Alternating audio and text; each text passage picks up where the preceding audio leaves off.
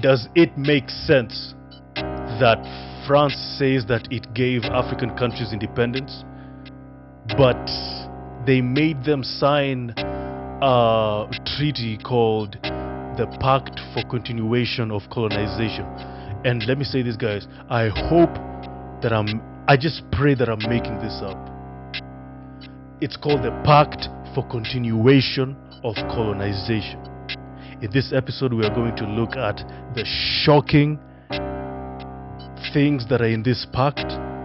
And please, if you care about this African race, and if you care about black people, and you're not feeling painful of what I'm about to tell you right now, something's wrong with you.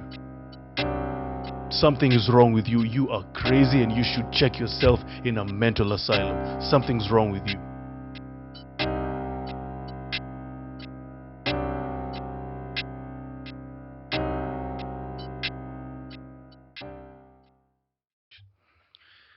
In the 1950s and 60s, African countries were fighting for their independence, and which is a good thing. But before they got it, France said, "Wait a minute, we have to give you something, and you have to sign something called the Pact for Continuation of Colonization." And it's literally self-explanatory. It's a treaty that gives France the power to continue to colonize them. That's why it's called the Pact for Continuation of Colonization. And the provisions in this pact, they're going to shock you. So we're going to highlight only three. Number one, all of you must use francs currency and deposit majority of your bank reserves to France, which will be under the control of the Minister of Finance in France. Literally. Number two, right of first refusal on any natural resource found in these countries. This gives them control over all minerals in ex-French colonies. So if I am Burkina Faso and I have graphite, for example, and I want to trade graphite with America or with another country, I have to ask France for permission. If they refuse, I cannot do it. This isn't make-believe. I'm telling you what is happening. The other one is exclusive right to train the militaries of these 14 colonies, and military equipment come from France. So countries like Benin, Burkina Faso, Guinea-Bissau, Ivory Coast, Mali, Senegal, Togo, Cameroon, they have to source the military equipment from France, and the military has to be trained by France. So in this episode, we are going to look at those provisions, and we're going to dissect them deeply so that we know what this pact is all about, and ask ourselves a very simple question. Does it make sense that in the 21st century,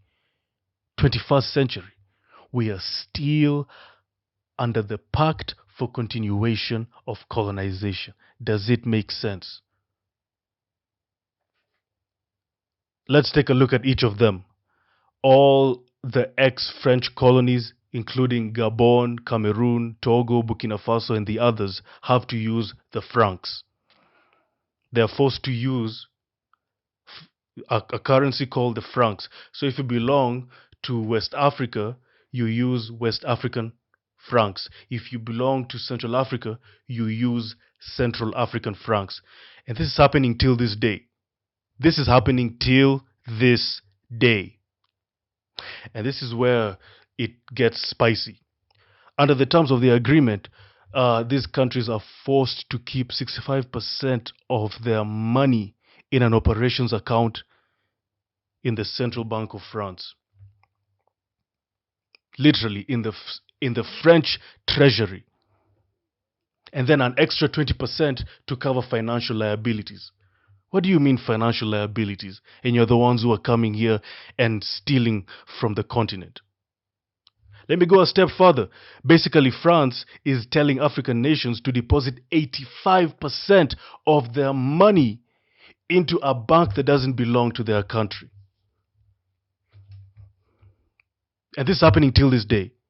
Till this day. Now, the money will be under the control of the French treasury. Now, here's the thing, that money is placed under the Paris Stock Exchange. So, which means it's multiplying and multiplying and multiplying. In fact, there is a rumor that the money is multiplying to a point where it's worth $500 billion in the Paris Stock Exchange. And the Africans cannot even see that money. Now I know you're asking me, well, Sensical sense, oh, well, yeah, they might be keeping it there, but they can, withdraw, right? That's where you go wrong. They don't have the power to withdraw all the money. They can only withdraw 20% of it. Literally. 20% of it. 20%. Literally. 20%. I'm not even joking. They can only access 20% of their money. Now, in a video from former president of France, Jacques Chirac, he said a large part of our money that is in our accounts came from exploitation of Africa. So we have to be sensible, not out of generosity, but out of good sense, and for justice to give back to Africans that was taken from them. But what pains me is that why are you saying all these things and you're in a position of power? Literally. Why are you saying this and you are in a position of power to change these unlawful deeds? Literally. Now, I know you're asking me, Sensical sense, look, can these countries just say no? Can they just say no and, get away from this monstrosity? Well, some of them tried, and this is what happened. According to theconversation.com, between 1958 and 2008, most coups in Africa have been from ex-French colonies. You see where I'm going with this? Now you see where I'm going with this. I mean, let's look at Sylvanus Olympio. Sylvanus Olympio, the first president of Togo, he was killed after he professed that he is not supporting the French currency. Modibo Keïta, Mali first president, he was overthrown after he professed again that he doesn't believe in the forced French currency. Thomas Sankara was betrayed by his close friend Blaise Compaoré, and Thomas Sankara was a huge supporter of a free Burkina Faso. Tell me, and alongside other African leaders who were assassinated and overthrown for professing their views against France and against the economic sabotage and economic exploitation. Is it a coincidence? Is it a coincidence? But then I thought to myself, this isn't the first time France has exploited a group of Africans. It happened in Haiti.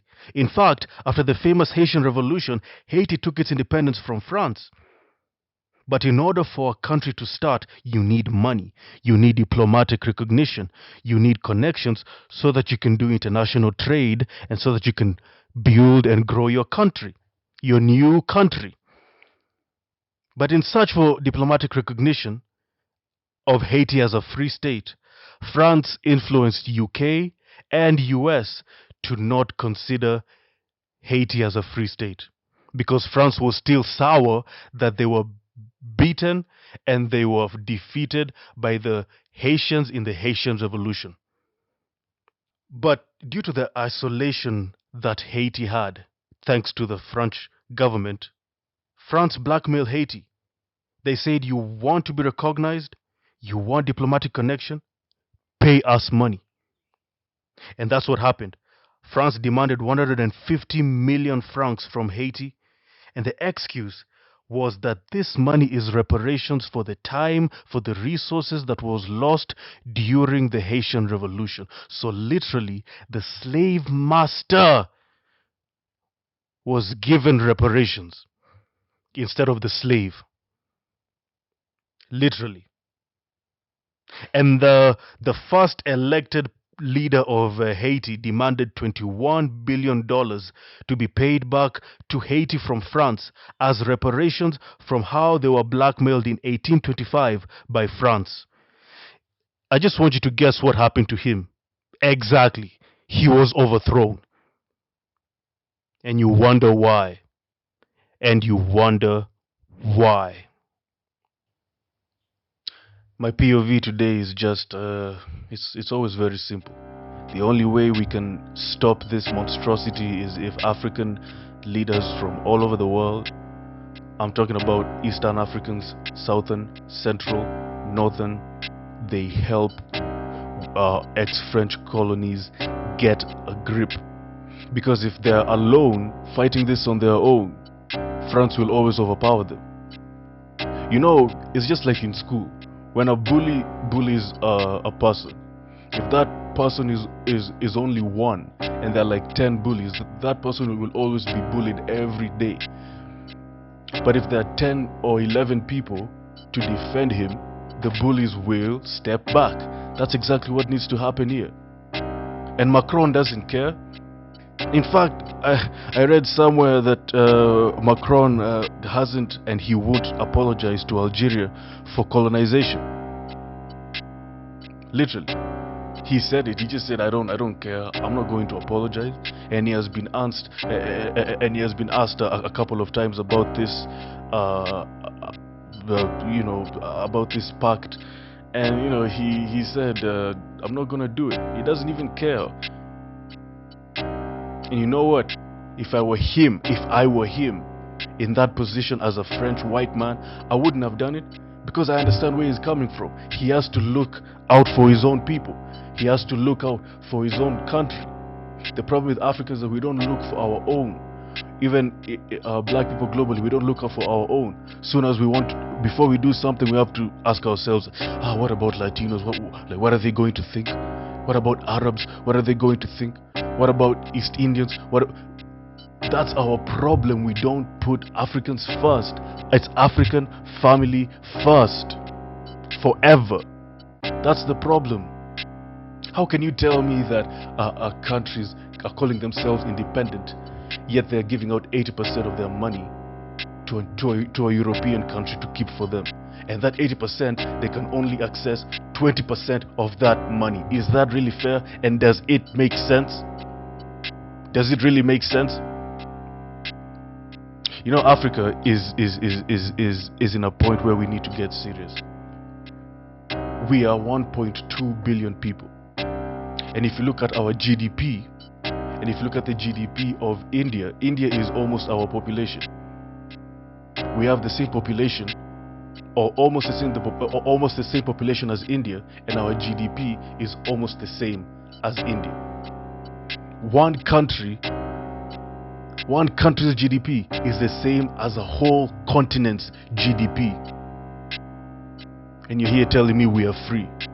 We are disorganized. That is why disorganization is the only reason why you can tell me that a country like India has the same GDP as a whole continent. This is a disgrace, and we need to make sure that we shed light on this issue so that we can at least help these countries get out from this conmanship deal. Yeah, listen, you heard me. Conmanship deal. This is conmanship, nothing more, nothing less. So anyway, thank you for watching. Remember, less is more, and please think before it becomes illegal. See you on the other side.